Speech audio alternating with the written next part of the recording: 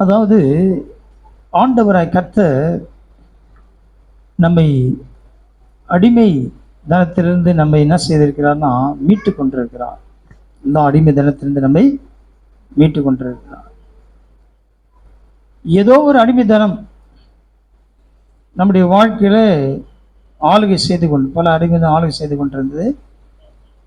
தேவனா கர்த்தர் எப்படி அதிலிருந்து நம்மை விடுதலை ஆக்கினார்? அந்த விடுதலை பெற்ற வாழ்க்கையை நாம் இப்பொழுது அனுபவித்துக் கொண்டிருக்கிறோமா? இல்லை, அடிமைத்தனத்தில் இருந்தோம், ஆனால் அடிமைத்தனத்திலிருந்து மீட்கப்பட்ட வாழ்க்கையை நாம் அனுபவிக்கிறோமா என்பதை நாம் ஆராய்ந்து பார்க்க வேண்டும்.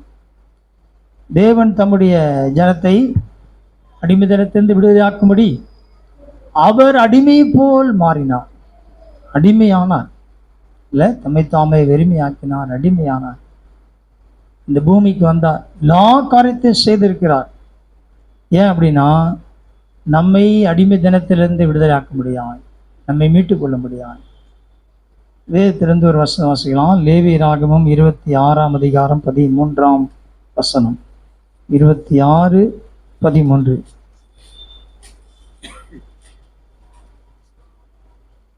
நீங்கள் எகிப்தியருக்கு அடிமைகளாய் இராதபடிக்கு நான் அவர்கள் தேசத்திலிருந்து உங்களை புறப்பட பண்ணி உங்கள் நுகத்தடிகளை முறித்து உங்களை நிமிர்ந்து நடக்க பண்ணின உங்கள் தேவனாகிய கர்த்தர்.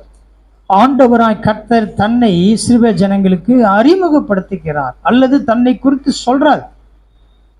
இது எங்க நடக்குதுன்னா லேவியராகமம் புத்தகத்துல சொல்லப்பட்டிருக்கிறது. அப்படின்னா இந்த யாத்திரையில் இருக்கிறாங்க. இன்னும் அவங்க எங்க இருக்கிறாங்க? வனாந்தர பிரயாணத்தில் இருக்கும்போது நிறைய போதிக்கும் போது இவர்களுக்கு ஒன்றை மறந்து விடாதபடிக்கு சொல்லி அதை எழுதி வைத்திருக்கிறார். என்ன சொல்லி எழுதி வைத்திருக்கிறார்னா, நீங்கள் எகிப்தியருக்கு அடிமைகளா இராதபடிக்கு. இது அடிமைத்தனத்துக்குள்ளே போயிட்டாங்க, இது தேவன் அனுமதித்தார். அதுக்கு ஒரு காரணம் இருக்குது. அடிமைத்தனத்துக்குள்ளே அடிமையாவதுக்கு காரணம் இருக்குது. ஏன்னா பஞ்சம் வந்துச்சு, அது நிமித்தம் அவங்க போனாங்க. அப்படியே அந்த எகிப்தியுடைய வசதியான வாழ்க்கை, அங்குள்ள செழிப்பு, ஆசீர்வாதம் அவர்களுக்கு ரொம்ப நல்லா இருந்தது. அங்கேயே செட்டில் ஆயிட்டாங்க. இப்போ ஒரு தேசத்தை சுதந்திரிக்கக்கூடிய நிலைக்கு அவர்கள் ஒரு தேசமாய் உருவான பிறகு அது வரைக்கும் ஆண்டவர் காத்திருந்து அவர்களை அங்கிருந்து புறப்பட பண்ணினார். இப்போ உங்களுக்கு அடிமை தனத்தின் வாழ்க்கை இல்லை. இவங்க போகும்போது அடிமையா போல, எகிப்துக்கு போகும்போது அடிமைகளா போகல, சுயாதீனமாக தான் இருந்தாங்க, வாழ்ந்தாங்க. ஆனால் யோசேப்பு அறியாத ஒரு ராஜா அவர்களை அடிமைப்படுத்தினான். தேவன் எல்லாவற்றையும் அனுமதிக்கிறார். அடிமை தனத்தையும் அவர் தான் அனுபவிச்சார். இந்த அடிமை தனத்துக்குள்ள அவங்க போனபடினாலே, ஒடுக்கப்பட்டபடினால்தான் ஆண்டவர் கூப்பிடுறாங்க. அப்படி கூப்பிட்டதுனால்தான் அவர்கள் வாக்குத்தத்தம் பண்ணப்பட்ட பூமியை சுதந்திரத்து கொண்டார்கள். ஒருவேளை இங்க பிரச்சனையே இல்லைன்னா என்ன செய்திருப்பாங்க? கோசைன்லேயே இருந்திருப்பாங்க. நல்லா இருக்குது. ஆனால் அவருடைய பிதாக்களுக்கு கொடுக்கப்பட்ட நல்ல தேசம், பாலும் தேனும் ஓடுகிற தேசம், அதை அவர்கள் சுதந்திரிக்க வேண்டும் என்பதற்காக தேவனாய் கர்த்தர் என்ன செய்தாரு?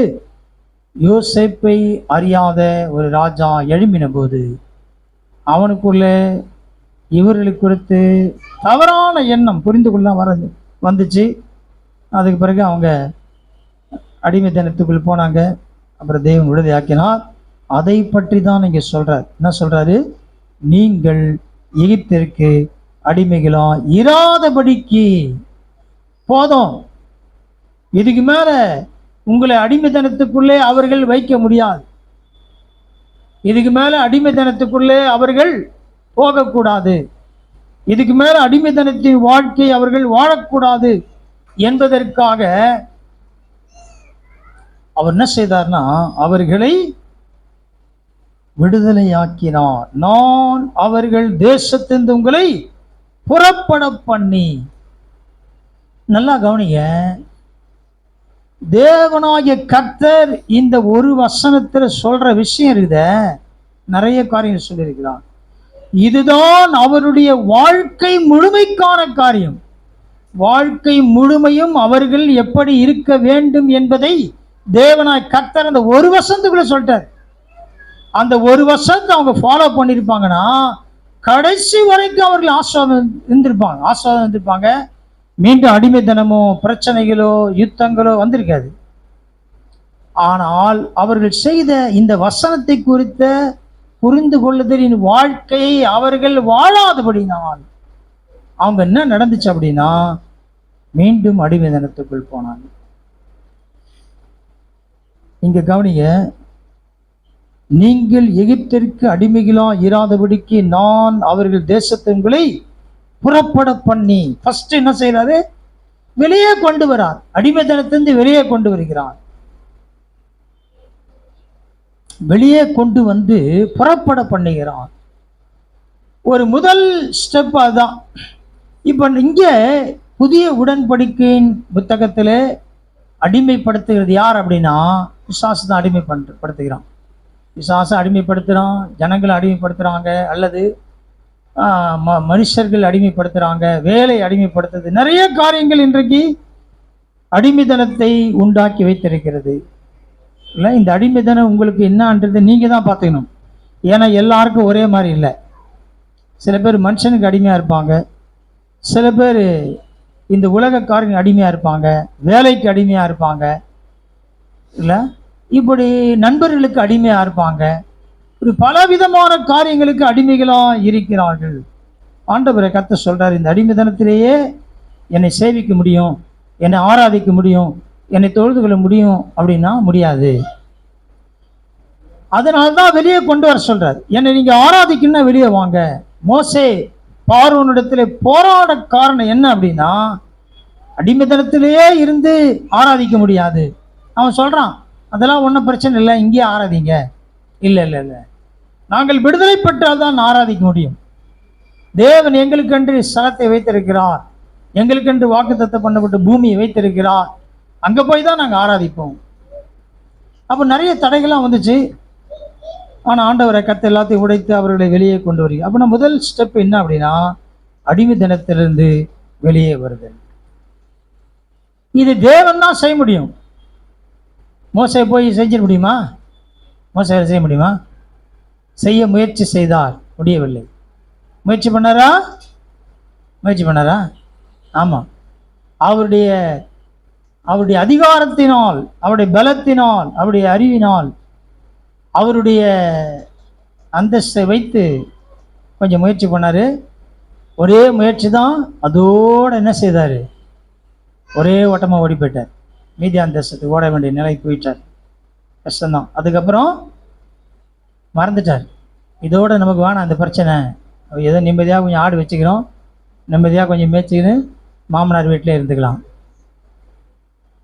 3 வேளை சாப்பாடு கிடைக்குது, துணி கிடைக்குது, ஆடு இருக்குது, மேய்ச்சின்னு போதும் நிலைக்கு வந்துட்டார். ஆண்டவர் பாருங்க, 40 years கரெக்டாக 40 வருஷம் கழிச்சு மோசையை தட்டுறார். என்னப்பா பண்ணுற? எழுப்புறார். எல்லாத்தையும் நான் மறந்துட்டேன், எதுவுமே எனக்கு தெரியாது, இப்போதான் எனக்கு தேவை. எல்லாத்தையும் மறந்துட்டேன், எதுவுமே தெரியாது, இப்போதான் எனக்கு தேவை. எல்லாம் தெரியும் போது எனக்கு தேவை கிடையாது. எதுவுமே தெரியாது என்ற வச்சு ஆண்டவர் எல்லாம் செஞ்சிட முடியும், எல்லாம் தெரியும் என்ற ஆளை வச்சு ஒன்றுமே செய்ய முடியாது. அதுதான் ஆண்டவருக்கு தெரியாத ஆள் தான் தெரியும் தேவை. அப்போ இங்கே அவரை தேவன் கொண்டு வருகிறார். அப்போ இங்கே நம்முடைய வாழ்க்கை குறித்து நாம் பார்க்கும்போது இங்கேயும் அடிமைதான் இருக்குது, ஆனால் பார்வோன் இல்லை, பிசாசு. தீத்து 2ஆம் அதிகாரம் 2ஆம் வசனம் வாசிங்க. தீத்து 2ஆம் அதிகாரம் 2ஆம் வசனம்.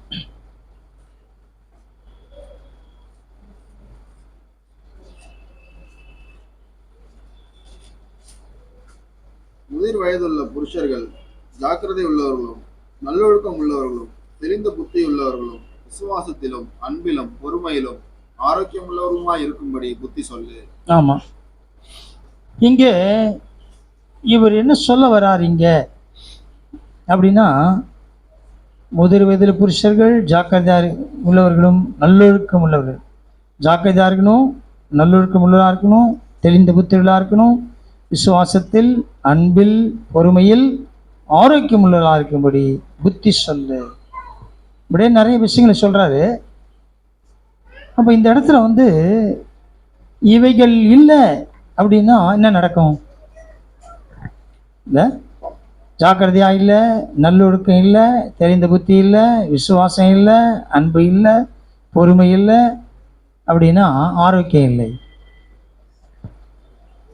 ஒரு அடிமைத்தனத்துக்குள் இருக்கிறோன்னு அர்த்தம். அப்போ அதிலிருந்து நாம் என்ன செய்ய வேண்டியது? வெளியே வர வேண்டி இருக்கிறது.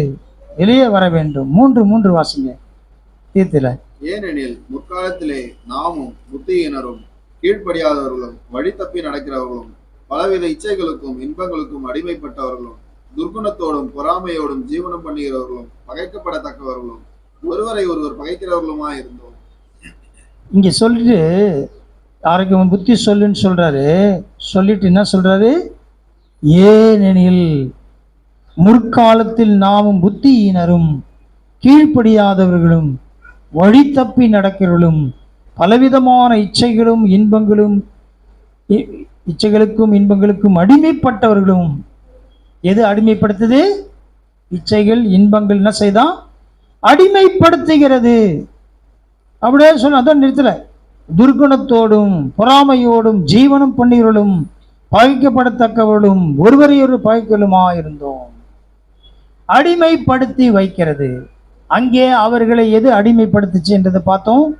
இங்கே பார்வோன் அங்கே அடிமைப்படுத்தினா, இங்கே பலவிதமான குணாதிசயங்கள், மனிதனுக்குள் இருக்கிற பலவிதமான காரியங்கள், குணாதிசயங்கள் அவனை என்ன செய்து அடிமைப்படுத்துகிறது.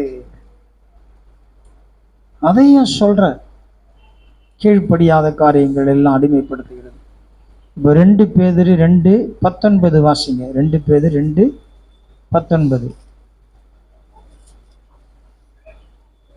நாங்களே கேட்டுக்கு அடிமைகளா இருந்தும் அவர்களுக்கு சுயாதீனத்தை வாக்குறுத்தம் பண்ணுகிறார்கள். எதனால் ஒருவன் ஜெயிக்கப்பட்டிருக்கிறானோ அதற்கு அவன் அடிமைப்பட்டிருக்கிறானே. ஆமா, அடிமைகளா இருந்தும், ஆனா சுயாதீனம் வாக்குத்தத்தம் பண்ணிட்டு இருக்குது.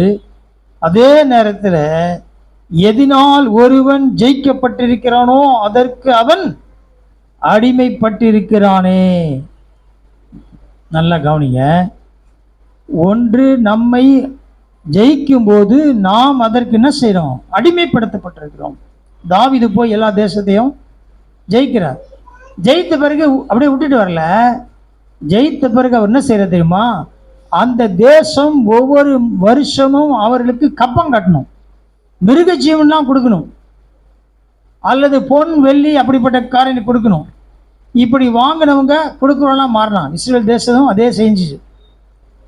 இவங்களும் மற்ற தேசத்தில் அடிமை ஆகும்போது இவர்களும் இப்படிலாம் கொடுத்தாங்க. யோயாக்கிம் காத்தம் பார்த்தா ஒவ்வொரு தேசமும் தண்டுறான், உதவி செய்யுங்க உதவி செய்யுங்க அப்படின்னு. ஒரு கதையில் நடந்த சம்பவம் ஞாபகம் வருது. சாமுவேல் மாரிஸ் அப்படின்னு ஒரு ஆப்பிரிக்க சிறுவன். அவன் ஒரு ட்ரைபில் இருக்கிற ஒரு தலைவனுடைய மகன். அந்த மகன் மற்ற ட்ரைபோட சண்டை போட்டு இவங்க பிடிச்சிட்டாங்க அப்படின்னு ஜெயிச்சிட்டாங்கன்னா இந்த ட்ரைபில் இருக்கிறவங்க எல்லாம் அவனுக்கு எல்லாம் கொடுக்கணும். யானை தந்தம், தேன், வெளியேறப்பட்ட பொருட்கள் எல்லாம் கொடுக்கணும். அப்படி இல்லைன்னா அந்த மூத்த குமாரனை பிடிச்சின்னு போயிடுவாங்க. இந்த சாமுவேல் மாரிஸ் அப்படி தான் அடிமைப்படுத்தப்பட்டு கிடச்சி ஆண்டவர் அவர் விடுதலையாக்கி அவர் ஏதோ ஒரு யூரோப் கண்ட்ரி போய் அங்கேருந்து அமெரிக்காவுக்கு போனான்னு நினைக்கிறேன். அங்கே போயிட்டு அவர் கொஞ்ச நாள் இருந்து மரித்து போயிட்டார். ஒரு பெரிய சாட்சி அங்கே இருக்குது ஒரு கல்லறையில். ஏன் அதை சொல்கிறேன் அப்படின்னா, ஒருவன் அடிமைப்படுத்தப்படும் பொழுது அவன் என்ன வேணாலும் செய்யலாம். இப்போ நாம் இந்த உலகத்துடைய காரியங்களுக்கு இதை தான் எழுதுறாரு இங்கே. அடிமைப்படுத்தப்படும் பொழுது, அதனால் ஜெயிக்கப்படும் பொழுது அது நம்மை என்ன வேணாலும் செய்யலாம். இழுக்கிற இழுப்புகளான் போய் தான் ஆகணும். நீங்கள் இந்த உலகத்துக்குரிய ஏதோ ஒரு காரியத்திற்கு அடிமைத்தனத்துக்குள்ளே போயிட்டீங்க, அடிமைப்படுத்தப்பட்டுட்டீங்கன்னா அது என்ன சொன்னாலும் கேட்கணும். எப்படி ஒரு ராஜா தாவீது மற்ற தேசம் அடிமைப்படுத்தப்பட்ட போது இவர் என்ன சொன்னால் அவன் கேட்கணும். இவங்க அடிமையாக இருக்கும்போது அவங்க என்ன சொன்னால் அதை கேட்கணும். எதிர்த்தெல்லாம் போராடலாம் முடியாது. அப்போ ஆவிக்குரிய வாழ்க்கையிலும் இதே நிலை இருக்கிறது. இதனால் ஜெயிக்கப்படுகிறானோ அதற்கு அவன் என்ன செய்யறான்? அடிமையாய் மாறிவிடுகிறான் என்று சொல்லி பார்க்கிறோம். 1 கொரிந்தியர் 7:22 வாசிங்க.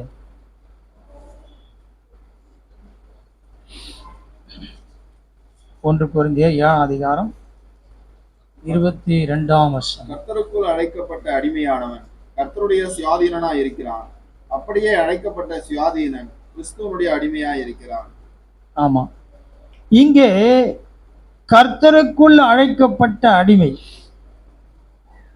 இப்ப எங்க வந்துடணும்? நம்ம உலகத்திற்கு அடிமையா இருந்த நாம் இப்ப யாருக்கு அடிமையா ஆயிடணும்? இப்போ ஒரு அடிமையா இருக்கிறவன் ஒன்றும் செய்ய முடியாது. ஒரு ஆளுக்கு அடிமையா ஒருத்தர் இருக்கிறான் அப்படின்னா அவனை யாரும் ஒன்றும் செய்ய முடியாது.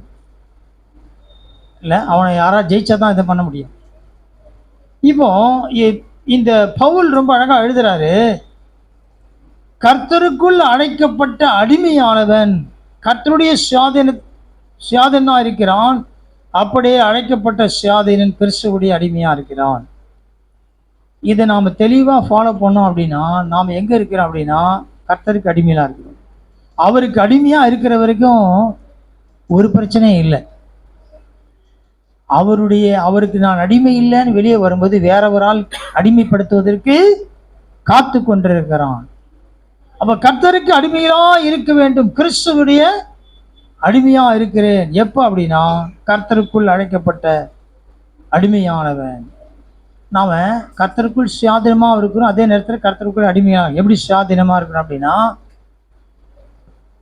யாரும் நம்மை மேற்கொள்ள முடியாது. ஏற்கனவே நம்மை மேற்கொண்டிருந்த, ஆட்டி படைத்து கொண்டிருந்த, ஆளுகை செய்து கொண்டிருந்த எந்த காரியமும் இப்ப செய்ய முடியாது. ஏன்னா நம்மை அவர் தேவன் அவைகளுக்கு நம்மை சுயாதீன மாற்றிவிட்டார். ஆனால் அதே நேரத்தில் அவருக்கு நாம் அடிமையாக இருக்கிறோம். சுயாதீனமான ஒரு அடிமை. ரோமர் 8:15 வாசிங்க.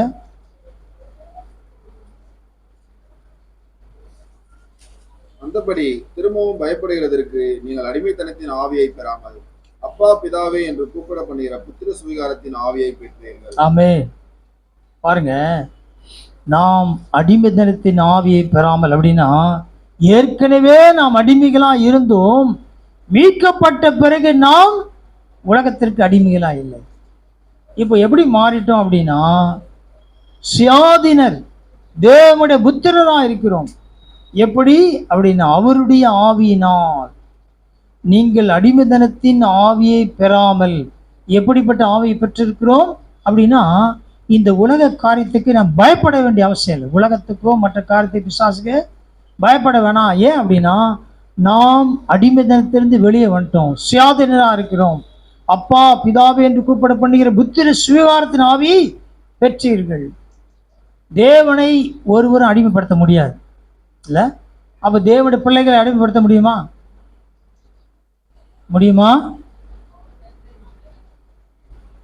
வெளியில போனாதான். நான் அவருடைய பிள்ளை இல்லை என்ற நிலைக்கு போற வரைக்கும் ஒன்றும் செய்ய முடியாது. அவருடைய பிள்ளையா இருக்கிறதுக்கு ஒன்றும் செய்ய முடியாது இல்லை. ஒருவர் இந்த உலக பிரகாரமான பெரிய ஒரு ஒரு ஒரு பதவியில் இருக்கும்போது எல்லா அதிகாரம் இருக்கும். பதவி விட்டு இறங்கும்போது யாரும் சட்டம் பண்ண மாட்டாங்க, எல்லாம் எடுத்துருவாங்க. அதே போல தேவனுடைய பிள்ளைகள் என்ற நிலையில் இருக்கும்போது நாம் அவருடைய பிள்ளைகளா இருக்கிறோம், புத்திரரா இருக்கிறோம். யாரும் ஒன்றும் பண்ண முடியாது இல்லையா? நாம் அடிமைத்தனத்தில் இல்லை.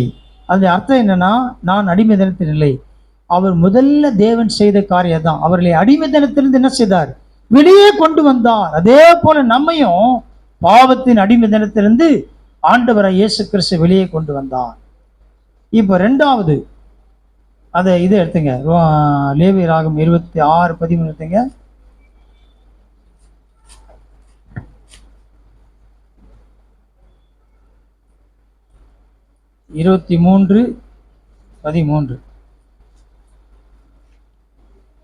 சாரி 26:13.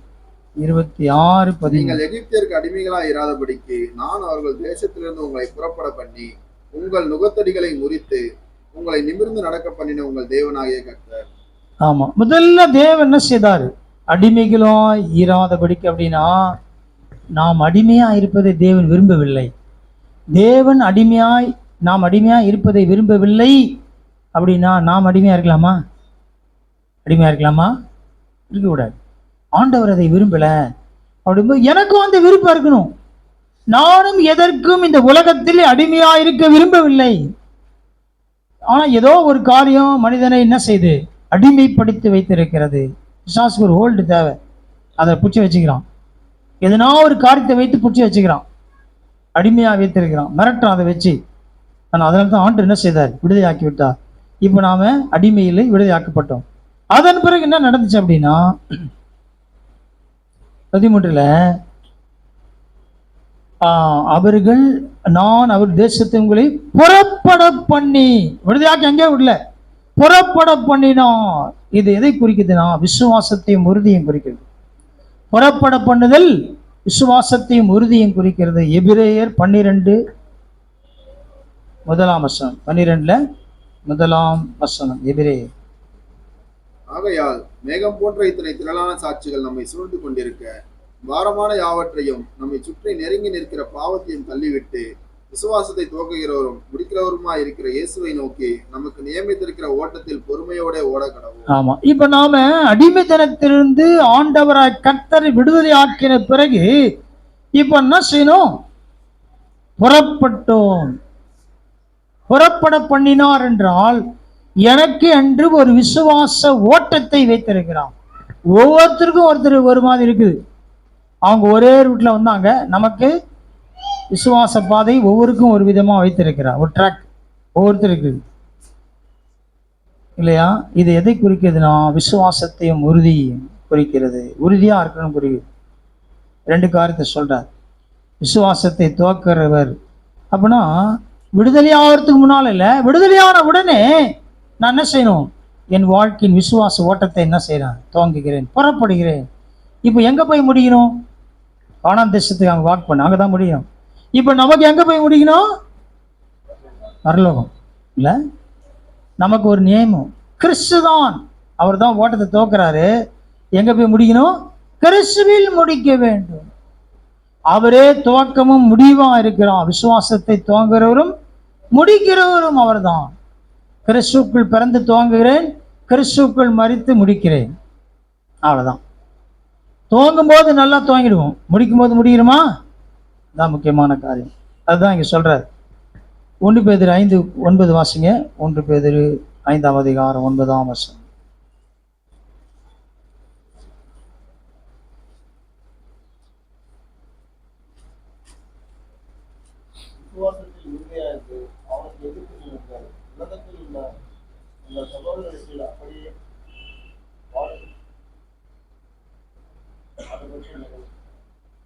விசுவாசத்தில் உறுதியாய் இருந்து அவனுக்கு எதிர்த்து நில்லுங்கள்.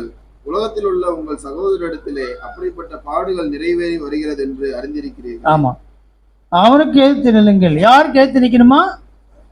யாருக்கு? மேல இருக்குது, பிசாசுக்கு தான். இப்ப நமக்கு உள்ள பிரச்சனை அதான். அங்க பார்வோன், இங்க பிசாசு. இந்த இந்த இந்த இடத்த சொல்ல என்ன சொல்ல வர்றாருன்னா விசுவாசத்தில் உறுதியா இருக்கு. ஏன்னா அங்கதான் ஸ்டார்ட் பண்ணும். விசுவாசத்தின் ஓட்டத்தை துவங்கிட்டோம், அதை நிறுத்தி உறுதியா இருக்கு. ஏன் உறுதியா இருக்கணும் அப்படின்னா பிசாசு நமக்கு விரோதமாக எழும்புவான். ஆமா, நமக்கு விரோதமான காரியங்களை, அது 8ஆம் வசனம், தெளிந்த புத்தியுள்ளாயிருங்கள், விழித்திருங்கள், ஏனெனில் உங்கள் எதிராளியாகிய பிசாசானவன் கர்ஜிக்கிற சிங்கம் போல் எவனை விழுங்கலாமோ என்று வகை தேடி சுற்றி திரிகிறான். சுத்தினே இருக்கிறான். யாராவது இன்னைக்கு முழுங்கணும்? விசுவாசத்தில் குறைவுள்ளவர்கள் யாரும் இருக்கிறாங்களா? விசுவாசம் இருக்கும்போது ஒன்றும் செய்ய முடியல. ஏன்? விசுவாசம் இருக்கிறவர்கள் எதிர்த்து நிற்கிறாங்க. விசுவாசம் இல்லாதவங்க ஏற்று நிற்க முடியாது. விசுவாசம் துவங்கணும், விசுவாசத்தில் உறுதியா இருக்க வேண்டும். விசுவாசத்தில் உறுதியா இருந்து எதிர்த்து நிற்க வேண்டும். பரவாயில்ல பரவாயில்ல சொல்லக்கூடாது. நான் சொல்றது புரியுதா? யாருன்னா எதுனா சொன்னா பரவாயில்ல பரவாயில்ல, எதிர்த்து நிற்கணும். ஆவிக்குரிய வாழ்க்கைக்கு விரோதமான காரியங்கள், ஆவிக்குரிய வாழ்க்கையை வீழ்த்தக்கூடிய காரியங்கள், ஆவிக்குரிய வாழ்க்கையை விட்டு வழுகி போகக்கூடிய காரியங்கள் வரும்போது, அப்படிப்பட்ட சூழ்நிலை நாம் இருக்கும்போது பரவாயில்ல பரவாயில்லன்னு சொல்லக்கூடாது. ஏன்? சில விஷயங்கள் நஷ்டமாயிடும்ல, அப்படின்னா ஆத்மாவே நஷ்டமாயிடும். எதிர்த்து நீ அந்த சமயத்தில் என்றார். ஜாக்கிரதையா இரு. 1 பேதுரு 1:7 வாசிங்க. 1:7. அழிந்து போகிற பொன் அக்கினியினாலே சோதிக்கப்படும். அதை பார்க்கலாம் அதிக விலையேற பெற்றதா இருக்கிற உங்கள் விசுவாசம் சோதிக்கப்பட்டு இயேசு கிறிஸ்து வெளிப்படும் போது உங்களுக்கு புகழ்ச்சியும் கனமும் மகிமையும் உண்டாக காணப்படும். என்ன சொல்ல வர்றாருன்னா, விசுவாசத்தை துவங்கிட்டீங்க, ரொம்ப சந்தோஷம்தான். விசுவாசத்தை உறுதியா இருக்கிறது ரொம்ப சந்தோஷம். ஆனால் உங்க விசுவாசம் சோதிக்கப்படும். இங்கதான் கஷ்டமே இருக்குது இல்ல.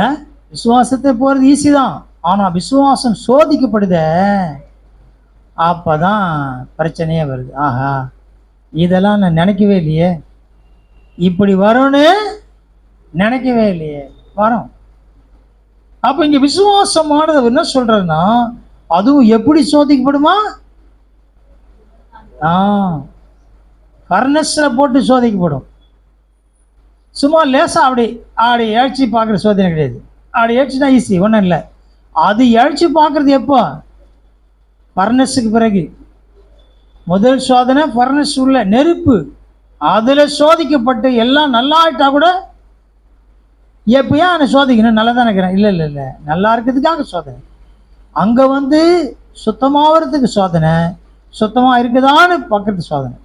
சோதனை இருக்குதா? சோதனை தான். ஆனால் பொன்னாய் மாறிக்கொண்டிருக்கிறார். ஏதோ வச்சிருக்கிறார், என்னை சுத்தமான விசுவாசத்தில் இருக்கிறேன் என்பதை காண்பிப்பதற்காக. அப்படியே மண்ணும் கல்லுமா இருக்கிற தங்கத்தை எடுத்து போய் என்ன செய்ய, ஒன்றும் செய்ய முடியாது. வாங்கிப்பாங்களா? வாங்கிப்பீங்கன்னா வாங்க மாட்டீங்க. இது தங்கத்தான் செஞ்சது, பரவாயில்ல கொஞ்சம் உரைச்சி காமிங்க, ரைட்டு, கரெக்ட் தான். அப்படின்னா இந்த உலகத்தில் இருக்கிறதே இந்த நிலைமைனா, பரலோகத்தில் இருக்க போகிற நம்முடைய விசுவாசம் எப்படிப்பட்டதாக ஆண்டவர் சொல்ற சோதிக்கப்படணும். அடுத்தது 26:13 தான் லேவியராகும். நீங்கள் எகிப்தியருக்கு அடிமைகளாய் இராதபடிக்கு நான் அவர்கள் தேசத்திலிருந்து உங்களை புறப்பட பண்ணி உங்கள் நுகத்தடிகளை முறித்து. உங்கள் நுகத்தடிகளை நான் என்ன செய்தேன்? முறித்து விட்டேன். அப்படியே வரல, அப்படியே வந்தாங்க, வரல. நுகத்தடி என்பது அடிமைத்தனம்.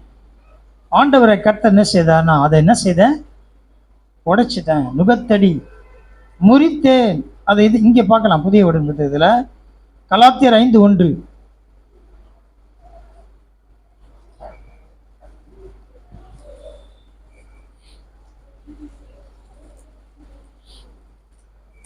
ஆனபடியினாலே நீங்கள் மறுபடியும் அடிமைத்தனத்தின் நுகத்துக்கு உட்படாமல் கிறிஸ்து நமக்கு உண்டாக்கின சுயாதீன நிலைமையிலே நிலை கொண்டிருங்கள்.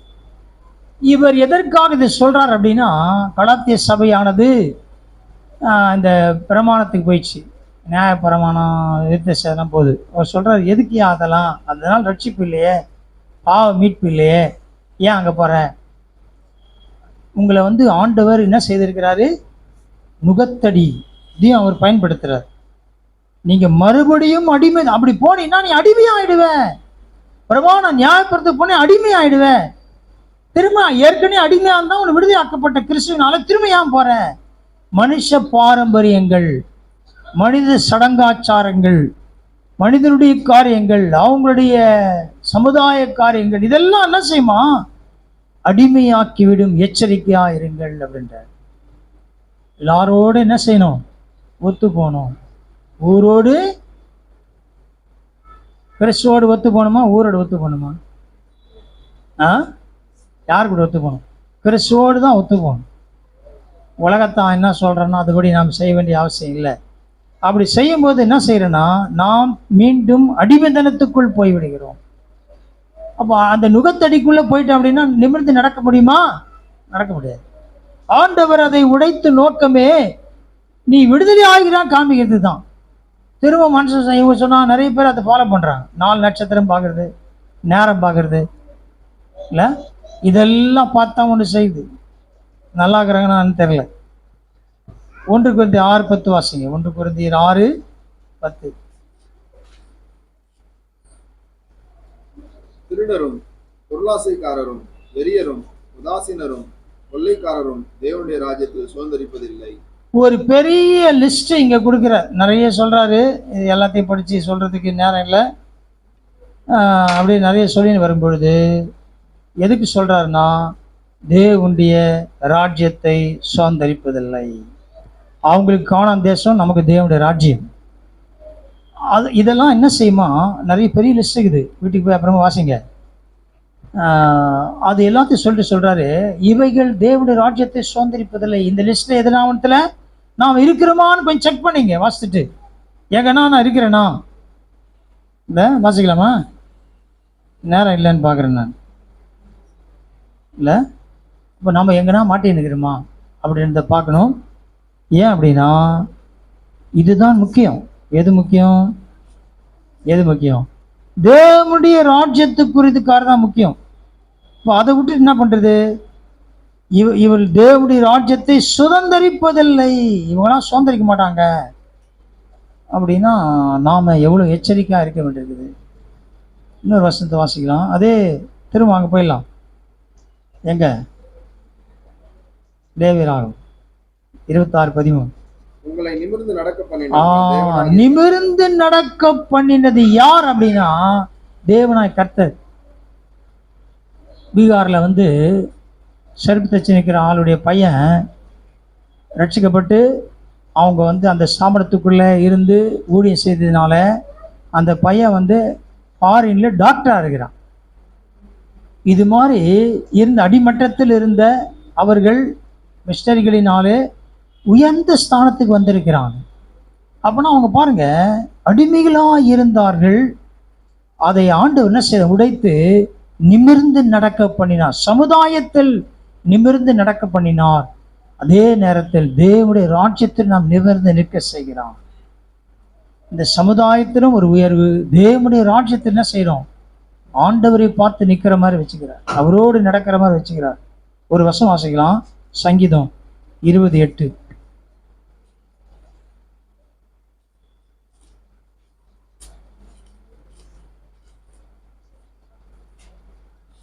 அவர்கள் முறிந்து விழுந்தார்கள், நாங்களோ எழுந்து நிமிர்ந்து நிற்கிறோம்.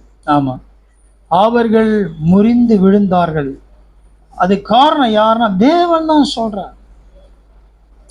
நாங்களோ எழுந்து நிமிர்ந்து நிற்கிறோம் தேவனால். இப்போ நம்மளை ஆண்டவர் எப்படி வச்சிருக்கிறார்? நிமிர்ந்து நடக்க பண்றாரா? நிமிர்ந்து நடக்கிறோமா? நிமிர்ந்து தான் நடக்கிறோம்.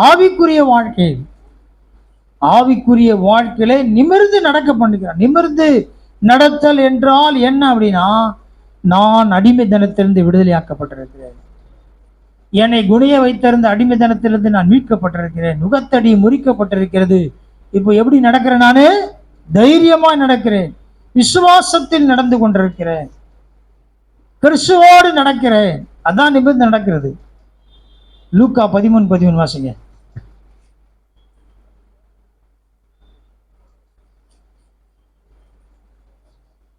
அவள் மேல் தமது கைகளை வைத்தார், உடனே அவள் நிமிர்ந்து தேவனை மகிமைப்படுத்தினாள். ஆமா, இப்ப இங்க ஒரு கூனியான ஸ்திரீ, எல்லாரும் அவளை எப்படி பார்த்தாங்க?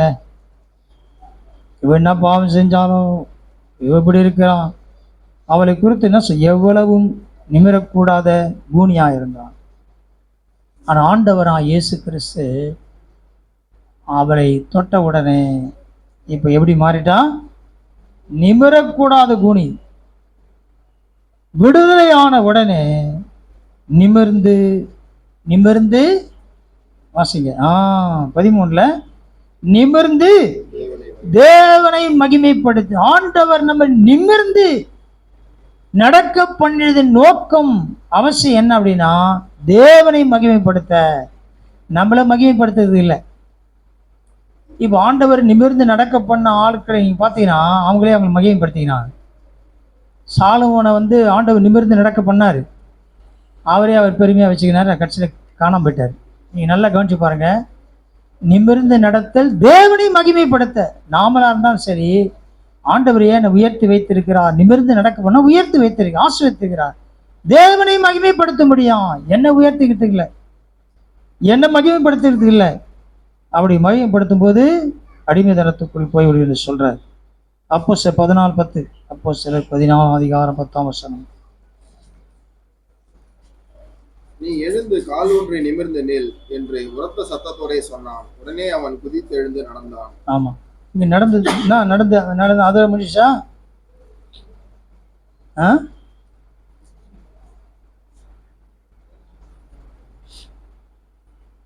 என்ன செய்தான் தெரியுமா? அவன் வந்து குதித்து எழுந்து நடந்தான். அவன் வந்து அதோடு கூட இல்லை, அவர்களை அது பிறகு நிறைய சம்பவம்லாம் நடக்குது. ஆனா அந்த நிலையிலே அவன் வந்து குதித்து எழுந்து நடந்திருந்தாலும் கூட அவனுடைய வாழ்க்கை மாறினது. இப்போ இது போல இன்னொரு சம்பவம் இருக்குது. அப்போஸ்தலர் 3ஆம் அதிகாரம் 2ஆம் வசனம். அப்பொழுது தன் தாயின் வயிற்றிலிருந்து சப்பானியாய் பிறந்த ஒரு மனுஷனை சுமந்து கொண்டு வந்தார்கள். தேவாலயத்திலே பிரவேசிகளிடத்தில் பிச்சை கேட்கும்படி நாடோறும் அவனை அலங்கார வாசல் எண்ணப்பட்ட தேவாலய வாசல் அண்டையிலே வைப்பார்கள். இப்போ 7ஆம் வசனம் வாசிங்க. வலது கையினால் அவனை பிடித்து தூக்கி விட்டான். உடனே அவனுடைய கால்களும் கரடுகளும் பலன் கொண்டது. அடுத்த வசனம். அவன் குதித்து எழுந்து நின்று நடந்தான். நடந்து குதித்து தேவனை துதித்துக் கொண்டு அவருடனே கூட தேவாலயத்திற்கு பிரவேசித்தான். தேவாலயத்திற்குள் பிரவேசிக்கிறான், குதிக்கிறான். எப்படி இருக்கும்? அந்த நிமிர்ந்து நடக்க பண்ணினதை கொண்டாடுகிறான். எபிரேயர் 12:12 வாசிங்க. நமக்கு அந்த மகிழ்ச்சி இருக்கணும். ஆண்டவர் என்னை நிமிர்ந்து நடக்க செய்திருக்கிறார், கொண்டாட வேண்டும். ஒவ்வொரு நாளும் ஆண்டவரை கர்த்தருக்கு நன்றி செலுத்தணும். ஆகையினால் நெகிழ்ந்த கைகளையும் தளர்ந்த முழங்கால்களையும் நீங்கள் திரும்ப நிமிர்த்தி. ஆமாம், அப்படின்னா அதை பார்த்துக்குங்க. அது முடமா போயிடக்கூடாது. உங்களை தேவன் நிமிர்ந்து நடக்க பண்ணின இடத்திலிருந்து நீங்கள் என்ன செய்யக்கூடாது? மாறி போயிடக்கூடாதுன்னு சொல்ல வர்றார். கடைசியாய் ஒரே ஒரு காரியம், உங்கள் தேவனாகிய கர்த்தர். அது 26:13 இருக்கும், அதை வாசிக்கலாம். உங்களை நிமிர்ந்து நடக்க பண்ணின உங்கள் தேவனாகிய கர்த்தர். இதுதான் மிக மிக முக்கியமான காரியம். அதை கர்த்தர் சொல்றார். என்ன சொல்றாருன்னா, உங்களை நிமிர்ந்து நடக்க பண்ணின உங்கள் தேவனாகிய கர்த்தர். அவரை மறந்துடக்கூடாது. உங்களை யார் நிமிர்ந்து நடக்க பண்ணா? கொஞ்ச நாள் கழிச்சு அப்படியே மாறிடும். என்ன மாறுது? நான் எவ்வளோ கஷ்டப்பட்டேன் தெரியுமா? நான் எவ்வளோ முயற்சி பண்ண தெரியுமா? எனக்கு இவங்க உதவி செஞ்சாங்க, அவங்க சொன்னாங்க, இவங்க பண்ணாங்க. கர்த்தர் செய்தார். எப்போவாது சொல்லணும், கர்த்தர் செய்தார், கர்த்தர் செய்தார். அது அவர் சொல்றார். உங்களை இதெல்லாம் உங்களை அடிமைந்து புறப்பட பண்ண நுகத்தடியை முறித்த, அப்புறம் நிமிர்ந்து நடக்க பண்ணின உங்கள் தேவனாகிய கர்த்தர். இதெல்லாம் செய்தது யார் அப்படின்னா, மைண்ட்ல எப்பவும் யார் இருக்கணும்? கர்த்தர் தான் இருக்கணும். எப்போது கர்த்தர் இருக்கிறார். 2 கொரிந்தியர் 6:16 வாசிங்க.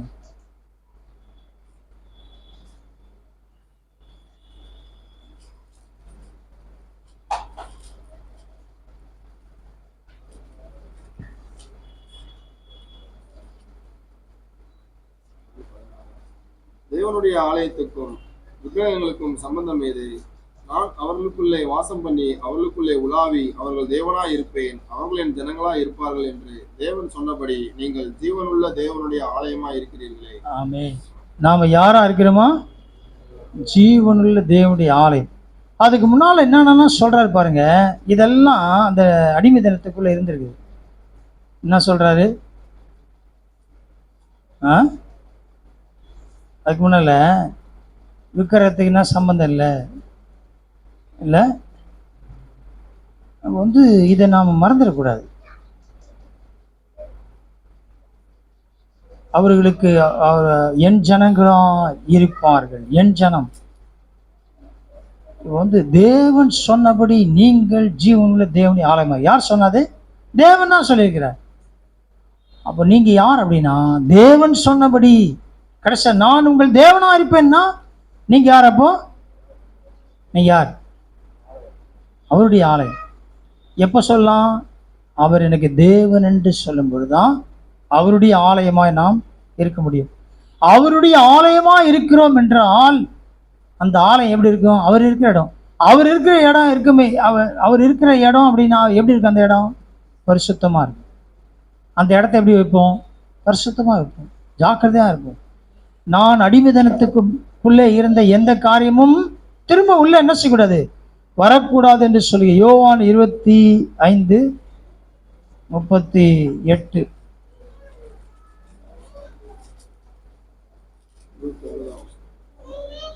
33 வாசிங்க. சாரி.